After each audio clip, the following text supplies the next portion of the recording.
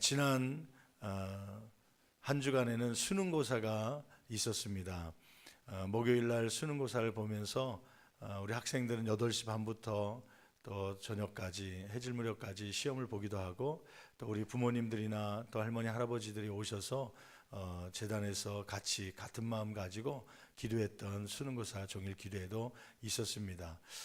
수능고사 본 친구들 이야기를 들어보니까 어떤 친구들은 시험을 보면서 3번씩이나 눈물을 흘렸다고 그래요. 울었다고 그래요.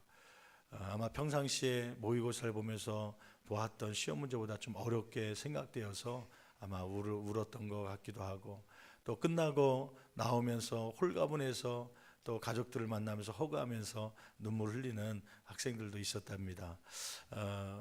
잘 보았는지 또 잘못 보았는지 그 결과는 하나님께 맡기고, 여러분 시험의 점수에 따라서 믿음이 흔들리는 것이 아니라 하나님의 또 다른 계획하심이 있음을 기억하고 그 섭리 가운데 따라갈 수 있는 저와 여러분 되기를 간절히 축원합니다. 지난 주간에 수험생들을 위로하는 문구들을 보면서요, 이러한 문구를 봤어요. 한번 자막 혹시 띄울 수 있습니까? 갑자기 들여갔고요. 잘하지 못해도 괜찮아, 잘하고 있으니까. 제가 이 발음이 안 좋아갖고요, 앞부분하고 뒷부분을 구분을 못해요. 그래서 자막 좀 붙여달라고 그랬어요. 여러분 잘하지 못해도 괜찮아, 점수가 잘 나오지 않아도 생각보다 잘 안 나왔어도 괜찮아, 너는 작년보다 많이 잘한 거야, 또 앞으로도 잘할 거니까 괜찮아, 그렇게 위로할 수 있기를 간절히 바랍니다. 우리 수험생들뿐만 아니라 옆에 있는 분들도 그런 마음으로 위로하길 바라고요. 한번 옆 사람과 인사를 하는데 이렇게 인사하죠. 참 잘하셨습니다. 잘하지 못해도 괜찮습니다. 우리는 주 안에서 잘하고 있습니다. 할렐루야, 아멘. 지난 주간에 추수감사 주일을 한 주 앞두고 함께 말씀을 나누면서 마지막 부분에 하박국 선지자의 감사에 대해서 우리 함께 은혜를 받았죠. 하박국 선지자는 아무것도 없는 것처럼 보였지만은, 그러나 그가 그럼에도 불구하고 여호와로 인하여 나는 즐거워합니다 라고 고백할 수 있었던 까닭은, 그는 없는 것을 얘기한 것이 아니라 있는 것을 얘기했다는 것이죠. 무화과 나무에 소출이 없고, 또 무화과 나무에 무성치 못하고 포도나무에 열매가 없을지라도, 또 우리 안에 양이 없을지라도, 또 외양간에 소가 없을지라도, 밭에 먹을 것이 아무것도 없을지라도 나는 무화과 나무가 있고 포도나무가 있고 또 외양간이 있고 우리가 있고 또 밭이 있다는 것 때문에 여호와로 인하여 즐거워하는 모습이요. 여러분, 그러면서 우리가 없는 걸 보지 말고 있는 걸 보자고 그랬죠. 그래야 감사가 불평이 변화해서 감사가 될 수 있다는 말씀입니다. 여러분, 자꾸 없는 거 보면요, 모든 게 다 없는 거예요. 그런 유머의 이야기가 있더라고요. 없다 시리즈인데, 없다 시리즈 10대 때는 무엇이 없냐면 철이 없답니다. 또 20대는 답이 없답니다. 30대는 집이 없답니다. 40대는 돈이 없답니다. 또 50대는 일거리가 없답니다. 60대는 즐거울 낙이 없답니다. 70대는 이가 없답니다. 80대는 처가 없답니다. 90대 되면 시간이 없답니다. 100세가 되면요, 다 필요 없답니다. 자꾸 없는 거 보면 인생을 살아가면서 매 순간마다 없다는 얘기를 하는 것이고요. 근데 있는 것을 보면 불평이 변하고 감사가 넘치게 될 줄 믿습니다. 그래서 지난 한 주간에 저희 삶 가운데서도 감사할 것이 무엇이 있는지 하나님 앞에 묵상하는 가운데, 첫째는 교회적으로 비전센터가 이렇게 아름답게 건축되고 있다는 것이 감사하고요. 몇 년 전만 해도 우리 장로님들도 저도 과연 저게 될 것인가, 안 될 것이다, 50억 이상을 또 대출받아야 될 형편인데 대출해 줄 수 있는 은행이 있겠는가, 안 될 것이다, 다 포기했던 그러한 시기가 있었습니다. 하나님께서 좋은 설계사를 만나게 해주셨고 또 좋은 시공자도 만나게 해주셨고 또 지난주에는 또 좋은 은행도 새마을금고도 연결시켜 주셔서 여러 성도들이 추천해 준 은행들과 새마을금고들이 있었는데 그 중에 제일 싼 가격으로 싼 이자로 대출을 받을 수 있도록 또 그 전에 은행들은 20%를 우리가 마련해야지만 나머지 대출을 해줄 수 있다는 조건을 걸었는데 그러한 것이 없어도 해줄 수 있는 그러한 은행으로 새마을금고로 연결시켜 주셔갖고 잘 진행됐습니다. 건물이 한 층 한 층 올라가죠.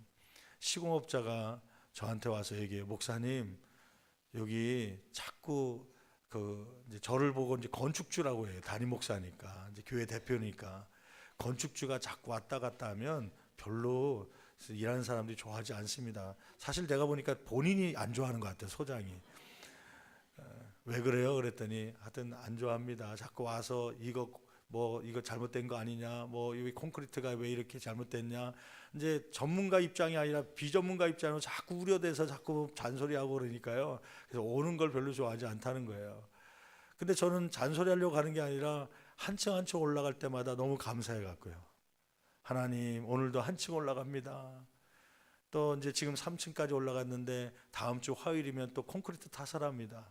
그때 되면 제일 먼저 굳기 전에 막 올라가고 싶은 거예요. 한층 더 올라가서 저 양천구를 바라보기도 하고 남부산도를 바라보면서 하나님 또 이제 반이 올라갔습니다.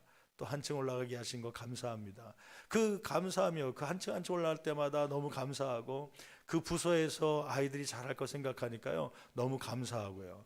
이러한 감사함이 지난 한 주간에 생각해보니까 너무 많은 거예요.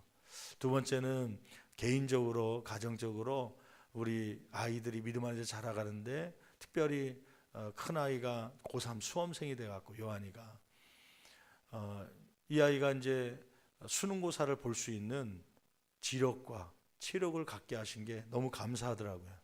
점수가 몇 점 나왔느냐 몇 등급이냐 그것보다도 이 아이가 6년 동안 잘 자라갈 수 있도록 삐뚤어지지 않고요. 여러분 그 목회자 가정의 자녀들 보면 50%는 믿음 생활하고요. 50%는 안 한다고 그래요. 어떤 목사님 얘기 들어보니까 그 목사님 아들은요 절에 다닌다고 그래요. 반항심 때문에. 아빠는 교회에서 설교하고 있는데 아들은 똑딱똑딱 거리면서 거기 가 있는 거예요. 어떤 아이들은 반항하기 때문에 반항하려고요. 아버지가 엄마가 성도들에게만 관심 갖는다. 그것 때문에 반항하려고요. 술 마시고 일부러 아버지가 싫어하는 담배를 펴가면서 교회를 안 나오는 그런 자녀들도 있습니다. 아이가 신학대학 들어간다고 합니다. 그랬더니 아이 목사님 당연하지요. 목사님 아들은 신학대학 가고 목사 돼야죠. 그렇게 생각하는데요. 그게 쉽지는 않아요. 50% 이상이 그런 걸 싫어하니까요. 이 아이도 자라가면서 쉽지는 않았습니다. 중학교 정도 되니까요. 텔레비 프로에 요즘에 맨날 남자들이 와서 요리를 하고 그걸 시식회 하고 막 평가하고 막 그런 텔레비전 프로 보니까 갑자기 와갖고 그래요. 아빠 나 목사 안 되고 요리사 될 겁니다. 요리사. 야, 너 이 복음을 증거하는 목사님 돼야지 왜 요리사 되려고 했더니 꼭 목사만 복음 전합니까? 요리사 돼서 저 아프리카에 선교 나갈 겁니다. 그러는 거예요. 야, 아프리카는 요리로 해갖고 선교해야 될 게 아니라 거기는 빵만 줘도 되는 것이고 아프리카에 무슨 랍스터를 해가면서 거기다 갖다 줄 거냐? 너 그냥 목사해야 된다. 중3 때 고1 때까지 막 요리사 되겠다고요. 또 갑자기 고2 때는 무슨 드라마를 봤는지 수사를 봤는지 프로파일러인가요? 그 형사들 중에 범죄 심리학을 전공해갖고 왜 그러한 범죄를 했는지 그거 재밌다고요. 그거 배우고 싶어갖고요. 목사 안 하고 그 프로파일러 전공할 겁니다. 범죄 심리학 전공한다고 그러세요. 주여 이걸 어떻게 해야 됩니까? 사람의 마음으로 바꿀 수가 없으니까요.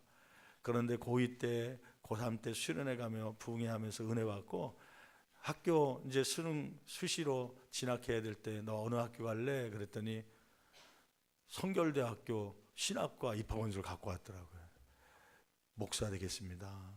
그러면서 목회의 길로 가는 모습을 보면서 감사하는 것이죠. 감사하게도 하나님께서 덤으로 수시를 통해서 신학과에 합격할 수 있도록 해주셔서 그게 감사한 거예요. 왜냐하면 제 개인적인 명예 때문이 아니라 교회적인 명예 때문에요.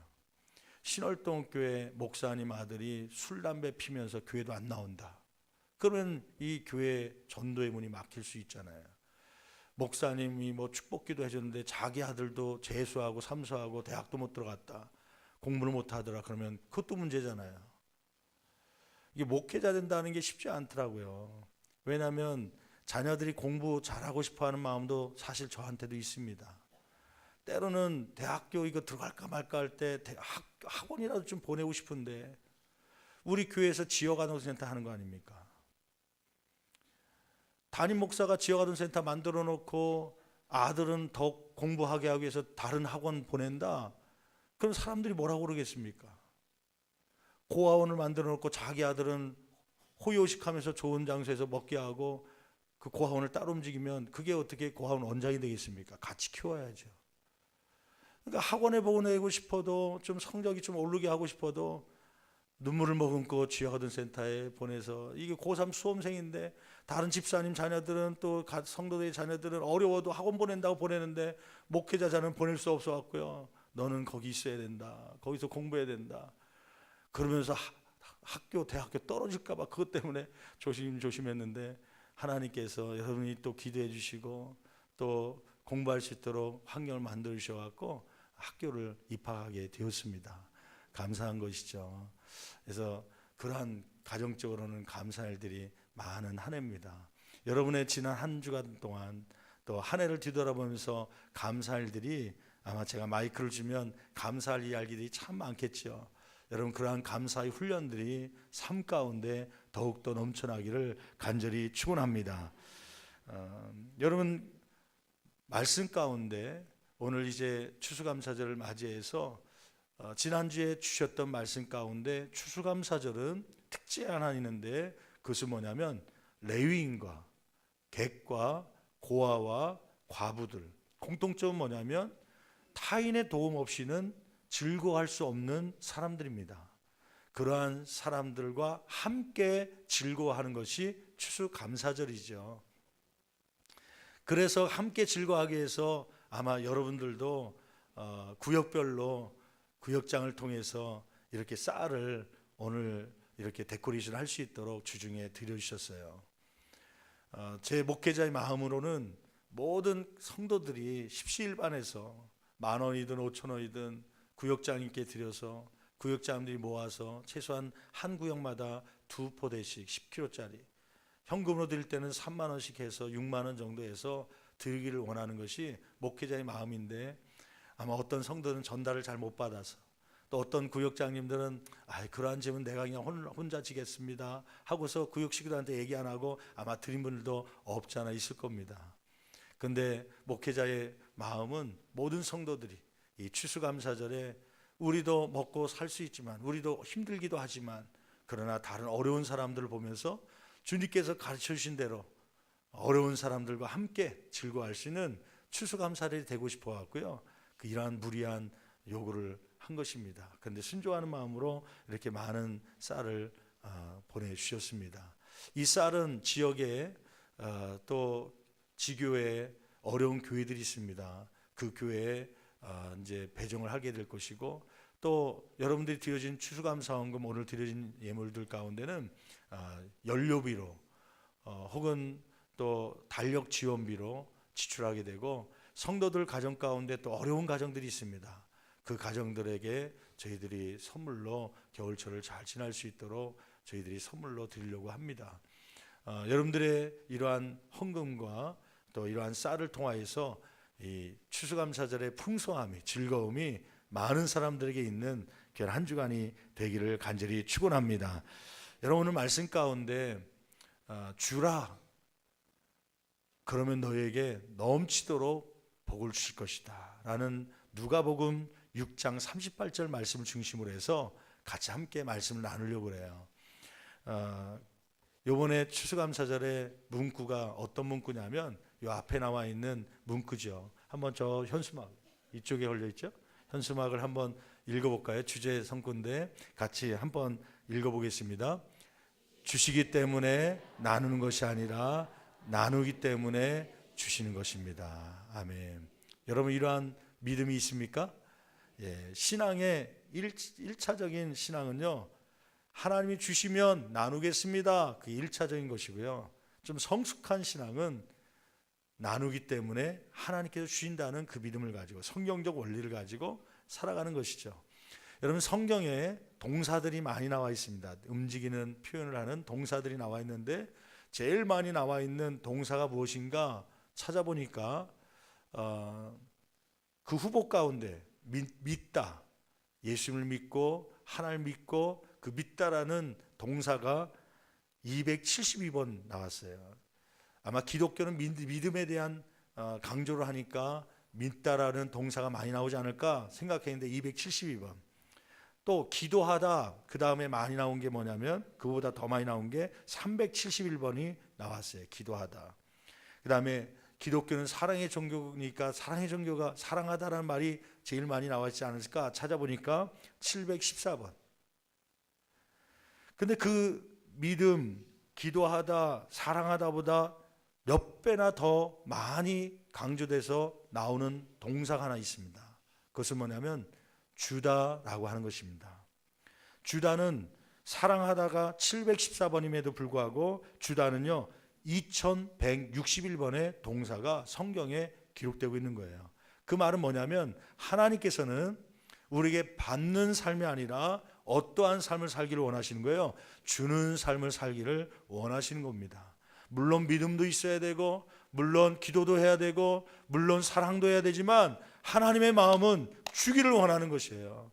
여러분, 주님 앞에 받은 것 가지고 나눠주고 또 베푸는 삶이 되기를 간절히 축원합니다. 오늘 그래서 말씀 가운데 이 추수감사를 맞이해서 왜 하나님은 우리가 나누는 삶을 살기를 원하는지, 또 나누는 삶을 살 때 어떠한 복을 주시는지에 대해서 우리가 함께 살펴보면서 은혜를 받으려고 합니다. 첫째로, 하나님께서는 왜 우리가 나누는 삶을 살기를 원하십니까? 고린도후서 9장 11절 12절 말씀에 보면 나눔은 받는 사람으로 하여금 영적 생활에 성숙을 가져오게 하기 때문입니다. 여러분, 고린도후서 9장 11절 12절 같이 한 목소리로 봉독하시겠습니다. 너희가 모든 일에 넉넉하여 너그럽게 연보를 하면, 연보라는 단어는 우리가 흔히 요즘 말로는 헌금이라는 말입니다. 나누는 삶이죠. 연보를 하면 그 다음에요, 그들이 우리로 말미암아 하나님께 뭐하게 하는 것이라. 그들이라는 것은 받는 사람입니다. 구제 헌금을 통해서 구제를 받기도 하고 여러분이 드려진 예물을 통해서 쌀을 받기도 하고 이러한 받는 사람으로 하여금 하나님께 감사하게 하려고 이러한 나눔을 갖는다는 것이죠. 다른 말로 얘기하면 나눌 때 그 받는 사람이요 불평과 원망의 삶에서 하나님께 감사하는 삶으로 변화가 되는 것입니다. 여러분, 이러한 은혜가 저와 여러분의 손을 통하여서 이루어지기를 간절히 축원합니다. 감사는 신앙 성숙의 리트머스 종입니다. 그 사람의 신앙이 얼만큼 성숙했는지는 그의 입술에 감사가 얼마나 많이 나오고 있는가, 그것이 리트머스 종이가 되는 것이죠. 지난 한 주간의 삶 가운데 감사가 나오기보다는 불평이 많았다. 그것은 지금 신앙적으로 병들어가고 있다는 것입니다. 여러분, 병든 모습이 보인다면 여러분 감사로 바꿀 수 있는 은혜를 얻기를 원합니다. 두 번째는 마태복음 6장 21절 말씀에 보면 나눔을 통해서 하나님은 무엇을 기대하십니까? 상대방에게 사랑의 마음을 표현하는 것이기 때문에 나누라고 말씀합니다. 마태복음 6장 21절 말씀 볼까요? 같이 봉독합니다. 내 보물 있는 그곳에는 네 마음도 있느니라. 어떤 단체에 어떤 개인에게 어려운 사람에게 물질을 주잖아요. 그러면 그 다음부터는 그 기관이나 단체나 그 개인에게 마음이 쓰이는 겁니다. 잘 살고 있을까? 자꾸 마음이 가는 것이죠. 여러분, 하나님께로부터 받은 사랑을 가지고 사랑을 다른 사람에게 표현하는데 가장 좋은 것은 물질이라고 하는 것이에요. 나눔은 상대방에게 이 사랑의 마음, 당신을 사랑합니다, 그리스도의 사랑 가지고 당신을 사랑합니다라는 마음의 표현을 하는 것이죠. 이러한 유명한 말이 있죠. 사랑 없이 줄 수는 있어도 주는 것 없이는 뭐 할 수 없다? 사랑할 수 없다.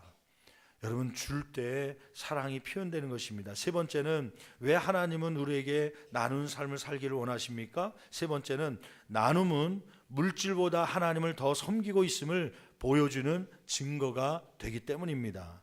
마태복음 6장 24절 말씀 읽어볼까요? 같이 한 목소리로 봉독합니다. 한 사람이 두 주인을 섬기지 못할 것이니 혹 이를 미워하고 저를 사랑하거나 혹 이를 중히 여기고 저를 경히 여김이라. 너희가 하나님과 재물을 겸하여 섬기지 못하느니라. 여러분, 재물이 우상될 때가 있습니다. 하나님과 동등한 위치에, 동등한 위치가 아니라 하나님보다 더 사랑하는 마음을 재물 가운데 두면요, 그것이 우상이 되는 것입니다. 여러분, 디모데 전서 6장 10절 말씀 보니까 이렇게 기록하고 있어요. 돈을 사랑함이 일만하게 뭐라는 거예요? 뿌리가 되느니라. 그래서 어떤 분은 오해하는 분이 있어요. 목사님, 그러면 크리스천들은 돈 버는 거 좋아하면 안 됩니까? 어떻게 생각하십니까? 크리스천들은 돈을 벌지 말아야 됩니까? 돈을 사랑하지 말아야 됩니까? 아니요, 돈을 사랑하십시오. 돈을 벌기를 좋아하십시오. 그런데 그 디모데전서 6장 10절에 나와 있는 그 단어가, 사랑이란 단어가 우리가 알고 있듯이 일반적인 사랑이 아닙니다. 그 단어는 뭘로 되어 있냐면 아가페라는 단어로 되어 있습니다. 사랑이란 단어 헬라어 종류가 여러 개 있다고 우리가 듣잖아요. 이 아가페는 누구에게 드리는 사랑을 쓸 때 사용하는 거냐면 하나님을 사랑할 때 아가페라는 단어를 사용하는데, 돈을 사랑함이 일만하게 뿌리가 된다 할 때 그 사랑을 아가페라는 단어를 쓰고 있는 거예요. 여러분, 우리가 돈이 생활 가운데 중요하죠. 그래서 벌잖아요. 사랑할 수 있습니다. 그런데 그 사랑을 하나님을 사랑하듯이 아가페적인 마음으로 사랑하면 그 돈 사랑이 우상이 되는 것입니다. 하나님이 밑에가 있고 그 돈이 올라가 있는 것이죠. 우리의 삶이 그러한 삶인지 아닌지를 판단하는 기준이 있는데, 그것은 바로 뭐냐면 드림과 나눔의 삶입니다. 하나님께 이 물질을 드린다는 것은, 하나님, 나는 이 물질보다 누구를 더 사랑한다는 거예요? 하나님을 더 사랑합니다. 이 물질을 가지고 사람들과 나눈다는 것은, 하나님, 나는 이 물질보다 하나님 이만큼 더 섬깁니다 라고 하는 증거가 되는 것입니다. 근데 그 물질을 사랑하기 때문에 하나님께 드릴 수 없고, 물질을 좋아하기 때문에 사람에게 나눌 수 없다는 것은요, 이미 그 물질은 하나님의 자리에 있다고 하는 것입니다. 여러분, 이 나눔의 삶은 내가 물질보다 하나님을 더 사랑하고 하나님을 더 섬기고 있습니다라는 증거가 되는 것입니다. 이러한 나눔의 삶이 되기를 간절히 축원합니다. 네 번째는 왜 하나님은 우리에게 나눈 삶을 살기를 원하십니까? 나눔은 천국 생활을 위한 투자이기 때문입니다. 디모데전서 6장 18절 19절 말씀 읽어볼까요? 같이 한 목소리로 봉독합니다.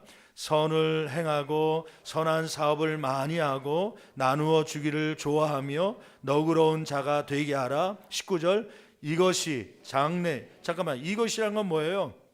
나누어 주기를 좋아하는 삶, 나눔의 삶을 얘기합니다. 이것이, 나누는 삶이 그 다음에요, 장래에 자기를 위하여 좋은 터를 쌓아 참된 생명을 취하는 것이니라. 장래라는 것은 우리가 하늘나라 갔을 때, 천국에 갔을 때 하나님께로부터 받을 상급이 되는 것입니다. 좋은 터를 하늘나라에 쌓는 것이 되는 것이죠. 여러분, 질문 한번 해볼게요. 여러분, 하늘나라 갈 때 물질을 갖고 갈 수 있을까요? 없습니다. 물질을 다 놓고 가야 됩니다. 그렇게 사랑했던, 좋아했던 물질을 한 푼도 갖고 갈 수가 없습니다. 그래서 수유의 특징이 뭐라고요? 수유의 특징은 뭐가 없다는 거예요? 주머니가 없습니다. 아무것도 갖고 갈 수가 없다는 표현이죠. 그런데 성경은, 재밌는 사실은 그 우리가 갖고 갈 수 없는 물질을 쌓아놓을 수 있는 방법을 알려주셨어요.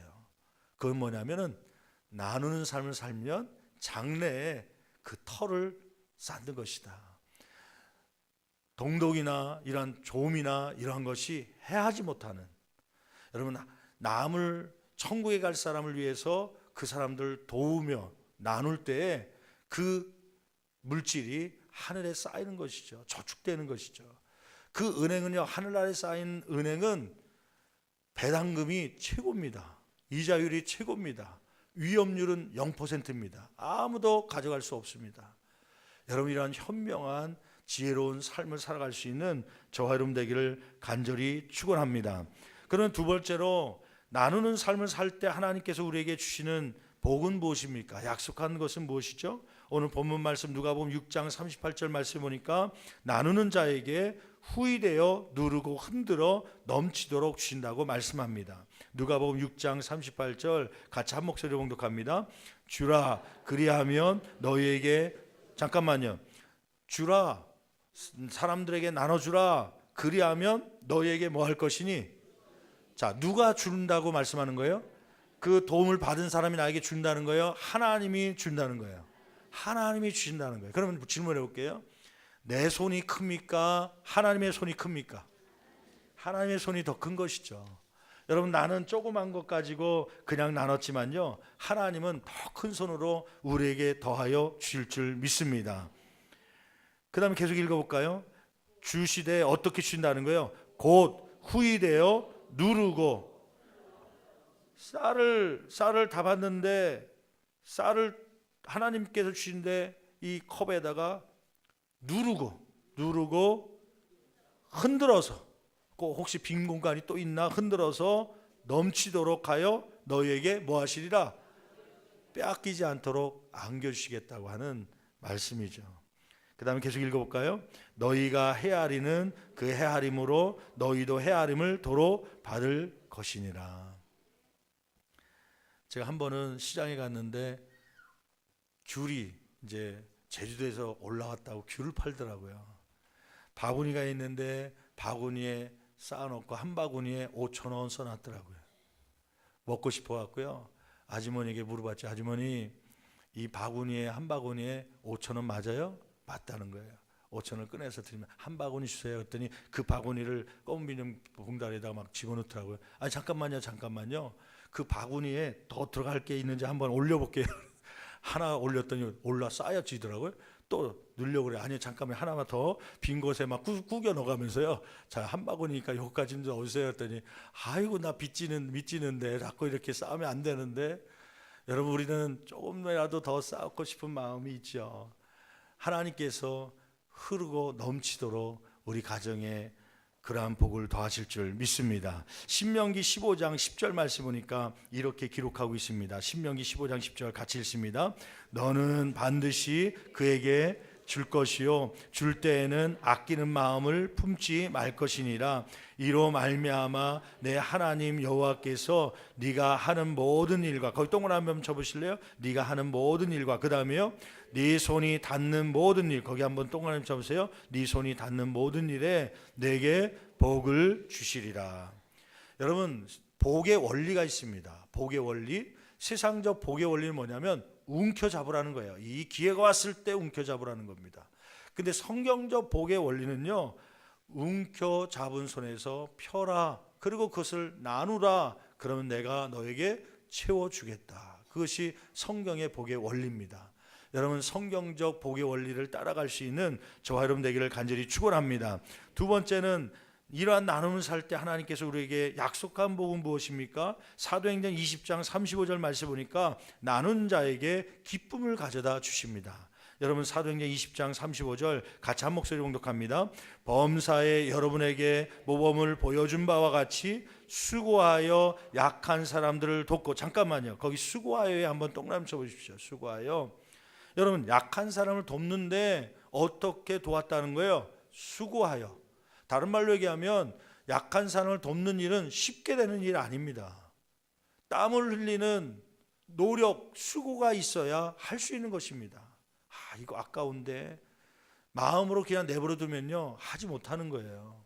때로는 수고를 해야지만 그 사역을 할 수 있는 것이죠. 수고하여 약한 사람들을 돕고, 그 다음에요, 또 주 예수께서 친히 말씀하신 바 주는 것이 받는 것보다 복이 있다 하심을 기억하여야 할지니라. 여러분, 받는 것 좋아합니까? 안 좋아합니까? 저도 좋아합니다. 받는 것 싫어하는 사람 없죠?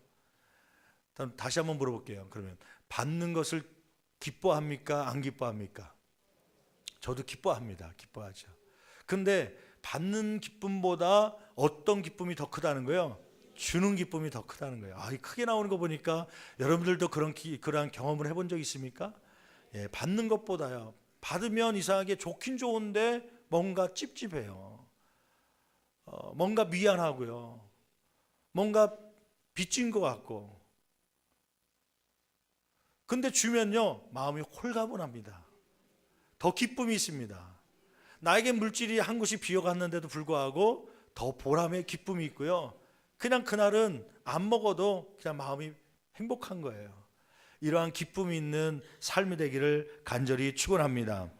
세 번째로 나누는 삶을 살 때 하나님께서는 우리에게 어떠한 복을 주십니까? 역대상 29장 14절 말씀 보니까 나누는 자에게 하나님을 닮아가게 하십니다.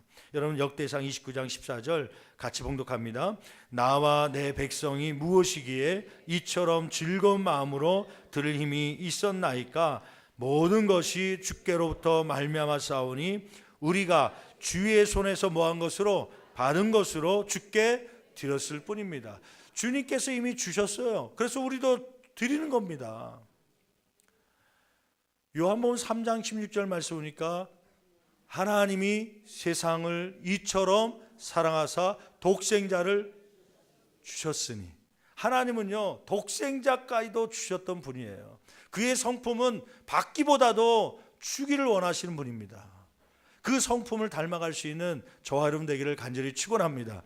그래서 드리고 나누고 나누는 삶을 산다는 것은 누구의 성품을 닮아가는 거예요? 주고 싶은 하나님의 성품을 닮아가는 것입니다. 여러분 세상에 있는 나쁜 사람의 모습을 닮아가는 것이 아니라 기왕이면 하나님의 성품을 닮아가다가 예수의 장성한 분량까지 하나님의 형상을 닮아갈 수 있는 저와 여러분 되기를 간절히 축원합니다. 저는 말씀을 마치면서 한 사람을 소개해 드리려고 그래요.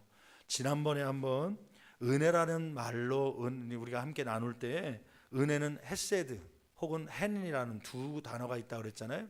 헤세드는 무조건적인 은혜, 내가 어떤 노력을 하지 않아도 그냥 주시는 것, 공기의 은혜, 물의 은혜, 이러한 모든 은혜가 있죠. 근데 헨이라는 은혜를 사람들이 잘 몰라요. 헨은 뭐냐면은 헨은 하나님이 기뻐하시는 일을 행하는 자에게 주시는 은총입니다. 하나님 기뻐하시는 일을 할 때 주신다는 거죠. 그때 그 소개했던 사람이 누구냐면 하병국이라는 목사님을 소개했었어요. 그는 부산 용호동의 나환자 그 한센병 그 교회를 목회하던 목사님이죠. 7년, 한 텀이 7년인데 7년 후에 가려고 할 때 그 사모님이 막습니다. 여보, 우리 7년 좀 더 합시다. 왜요? 이렇게 한센병 이 병자들하고 있는 게 두렵지 않아요? 아니요. 7년은 당신 때문에 어쩔 수 없이 이곳에 와서 헌신했지만, 어쩔 수 없이 봉사했지만 7년을 지나다 보니까 한센병 환자 이 성도들이 너무 안타깝고 사랑스러워졌습니다. 그래서 7년 더 헌신합시다. 그래서 다른 좋은 교회 갈 수 있지만 한센병 교회에 머물렀던 그러한 목사님이십니다. 하병국 목사님이 목회하는 14년 차 됐을 때 미국의 필라델피아에 있는 페이스 신학교에 학장이 왔다가 단기 선교 왔다가 감동을 받고 그의 가정을 미국으로 유학을 자녀들 보내는데 그 자녀 가운데 하나가 누구냐면 하영록 회장이라는 분이세요. 요즘에 이제 크리스찬들에게 많이 읽혀지는 그러한 책 가운데 하나인데 한번 띄워줄 수 있어요? 그림을 제가 방영시에다 잠깐 띄워달라고 그러는데요.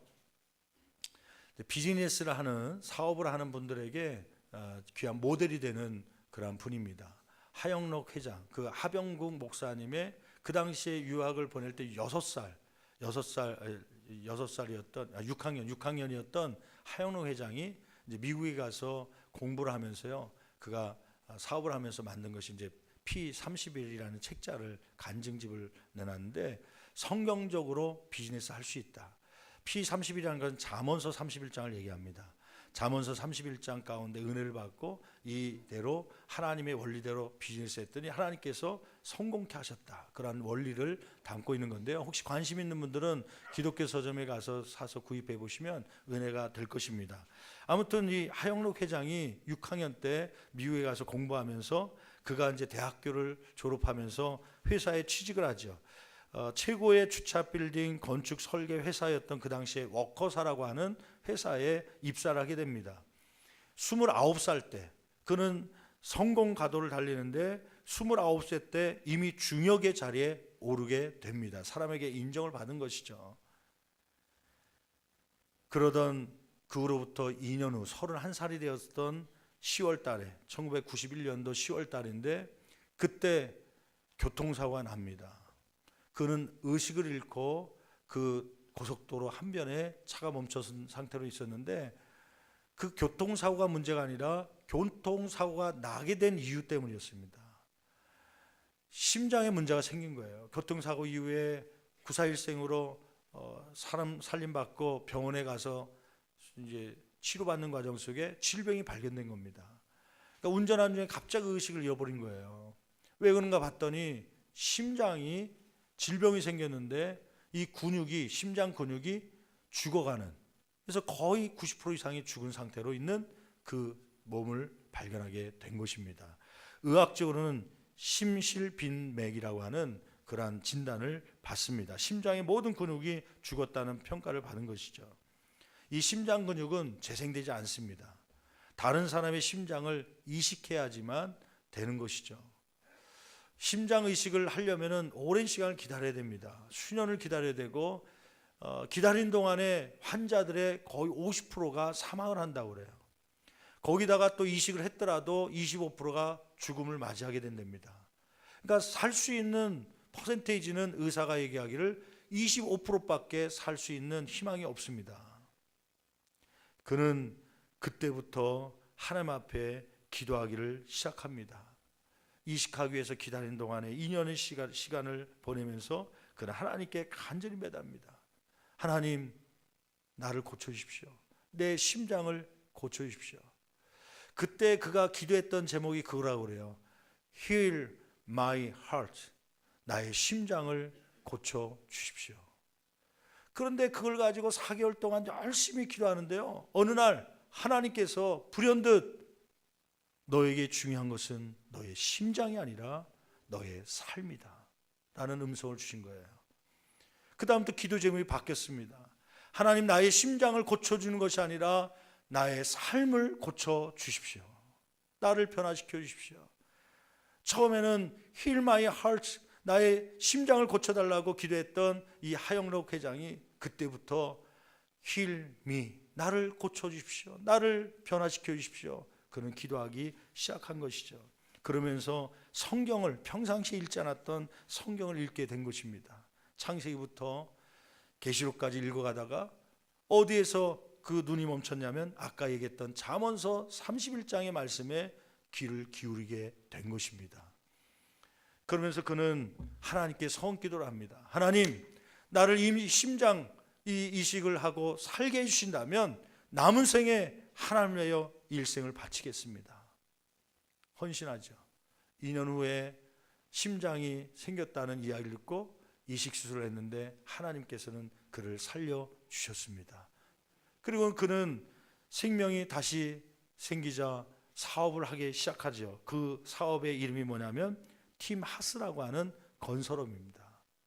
팀하스라고 하는 건설 회사를 만들어서 사업을 하는데 그 팀하스에 사원이 있었어요. 이 사원을 소개하고 싶어서 제가 이 하영록 회장의 이야기를 하고 있는데요, 사원을 한번 볼까요? 사원이 뭐냐면 이렇게 적혀 있습니다. 우리는 어려운 이웃을 위해 존재합니다. 그게 회사의 사원입니다. 멋있지 않아요? 여러분, 비즈니스 사업장이 이러한 사업장 되기를 간절히 축원합니다. 여러분의 삶이 돈을 버는 목적이 내가 좀 더 잘 살기 위해서가 아니라 어려운 이웃을 돕기 위해서 나는 살겠습니다. 그런 모습으로 한다면 하나님께서 채워주시는 것이죠. 우리는 어려운 이들을 돕기 위해 존재합니다. 거기 들어오는 모든 사람에게 알리고, 그는 신학을 공부하면서 나중에 목사까지 됩니다. 그래서 그는 회장도 하고 목사도 되면서 팀하스를 운영하죠. 성경적 원리를 가지고 회사에 적용하는 일을 합니다. 그때 하나님께 복을 주시는데 어떤 복을 주시냐면 그 몇 년이 흐르면서 2010년 전후에 갔고요, 그 미국 내에 최우수 건설 기업가상을 받게 됩니다. 2013년도에는 미국 정부로부터 국립건축과학원 종신이사로 모시게 되는 그러한 은혜가 있게 된 것이죠. 미국 내에서 팀 하스라고 하는 건설회사는 젊은이들이 가고 싶어하는 그러한 회사 중에 하나가 된 것입니다. 한인이고 크리스찬이고 또 목사님이기도 하고 회사 대표면서 이러한 많은 빛을 발하고 있는 까닭은 하나님께서 복을 주셨기 때문인데, 왜 이러한 회사를 복을 줬냐면 우리는 어려운 일을 위해서 존재합니다. 나누는 삶을 위해서, 선교를 위해서 헌신했던 하나님께서 그렇게 복을 주신 것이죠. 여러분, 이러한 복이 우리의 세대에도 있기를 간절히 축원합니다. 비전센터를 짓고 있는데 우리 세대에 나오지 않는다면 우리 다음 세대 가운데 티마스 하영록 회장과 같은 믿음의 거부가 나오기를 원합니다. 꾸어주며 나눠주며 드림과 나눔의 삶이 풍성한 삶이 될 수 있는 그러한 인물들이 우리 가문 가운데 있게 하여 주시옵소서. 여러분, 사르밧 과부의 이야기를 잘 아시죠? 하루는 엘리야에게 하나님께서 나타납니다. 엘리야야, 기근이 있는데 너는 이 땅에 있으면 힘드니까 저 시냇가에, 그리 시냇가라는 곳에 가서 숨으라. 거기 그리 시냇가에 갔더니요, 아무것도 없습니다. 광야 가운데 시냇가 하나 있는데 먹을 것이 없는데 까마귀를 통해서 먹을 것을 갖다 줍니다. 어느 날 하나님께서 나타납니다. 이제 엘리야야, 너는 그리 시냇가에서 벗어나서 저기 얘기하는 사르밧이라는 곳이 있는데 그곳에 가라. 그러면 한 과부를 내가 예비했는데 그 과부를 통해서 너에게 먹을 것을 줄 것이다. 기대를 가졌지요. 야, 과부인데 얼마나 부자길래 나를 챙겨줄까? 혹시 콘도를 갖고 있나? 아니면 좋은 아파트를 갖고 있는지 아마 먹을 것을 잔뜩 주겠지 하고 기대하고 사르밧 지역에 갔는데요, 이게 웬일입니까? 초라한 집이었습니다. 과부를 만났는데 그가 지나가는 모습을 보면서요, 이야기합니다. 여보시오, 물 좀 갖다 주시오. 그랬더니 이 과부가요, 알았습니다 하고서 물을 뜨러 가는 것입니다. 아, 잠깐만요, 하나님께서 나에게 이 과부를 통해서 떡을 준다는데 한번 얘기해 봐야겠다 생각하고, 혹시 떡을 줄 수 있습니까? 물어봤더니 이 허르츠름한 옷을 입었던 이 과부가 얘기합니다. 예, 저에게는 떡이 하나도 없습니다. 단지 통 안에 한 움큼의 가루가 있는데 기름이 조금 남아있고 그것 가지고 사실은 장작불 펴서 떡을 만들어서 우리 아들을 위해서 주고 같이 죽으려고 했습니다. 그랬더니 그 얘기를 듣고요, 염치 없는 엘리야가요, 그러면 잘 됐습니다. 그 떡을 만들어서 당신들 먹기보다 먼저 나에게 먼저 주고 남으면 그걸로 먹으면 어떻겠습니까? 근데 그 사르밧 과부가 그 얘기를 듣고요, 아, 이 미친 사람 다 봤다 그러지 않고 알겠습니다. 그래서 선지자를 대접을 합니다. 개그로운 이 엘리야를 대접을 하죠. 떡을 만들어서 주었습니다. 그랬더니 어떠한 역사가 일어났냐면 그 사르밧 과부가 있던 집에 통에 기근이 끝날 때까지 가루가 떨어지지 아니하며 기름통에 기름이 마르지 아니하였더라. 이러한 축복이 임하게 된 것이죠. 저는 이 아침에 이곳에 쌓여있는 쌀들을 보면서요, 그런 축복 기도를 합니다. 하나님, 우리 성도들 요즘에 경기가 어렵다고 합니다. 힘들다고 합니다. 그럼에도 불구하고 나누기 위해서 주님께서 오늘 말씀처럼 주라, 그리하면 내가 넘치도록 채우겠다는 약속의 말씀을 붙잡고 나보다 더 어려운 사람을 위해서, 이 지역의 어려운 성도를 위해서 나누기 위해서 이 쌀을 드렸습니다. 때로는 10,000원을 드리기도 하고 때로는 구역장에 50,000원을 드리기도 하고 드린 손길들이 있습니다. 주여, 이 드린 손길들마다 쌀통에 쌀이 떨어지지 않게 하여 주시고 기름통에 기름이 마르지 않는 축복이 있게 하여 주시옵소서. 아멘이 적은 거 보니까 반 정도는 아마 안 낸 것 같아요. 어떤 분은 지금에 와서 아이고 낼 걸 그런 마음을 가진지 모르겠어요. 늦지 않았습니다. 여러분, 최선을 다해서 나누십시오. 또 혹시 마음이 닫혀 있어서 다른 생각이 있어서 다른 곳에 나누고 싶은 분들은 이 추수감사절 말씀 다른 곳에 나눠도 좋겠습니다. 중요한 것은 나누는 삶을 사십시오. 그런 하나님께서 채워 주실 줄 믿습니다. 기도하시겠습니다. 이 시간에 우리 한 목소리로 기도할 때 오늘 말씀에 있었던 것처럼 여러분, 주님께서 우리에게 명령하신 것이 있죠. 주라, 주라. 그리하면 내가 넘치도록 채워주겠다고 하는 것입니다. 나는 작은 것 주지만 그러나 하나님은 그분의 손으로 더 큰 것으로 갚아 주시겠다고 하는 것입니다. 내가 어려운 사람을 헤아리면 하나님께서 나를 헤아려 주신다는 말씀입니다. 하나님, 사르밧 과부가 받았던 축복, 쌀이 떨어지지 아니하며 하나님 기름이 마르지 않는 이러한 가정이 될 수 있도록, 간증거리가 될 수 있도록 우리 가정을 축복하여 주시옵소서. 다 두 손 높이 들고 주여 한번 힘차게 치며 간절히 기도합니다. 주여.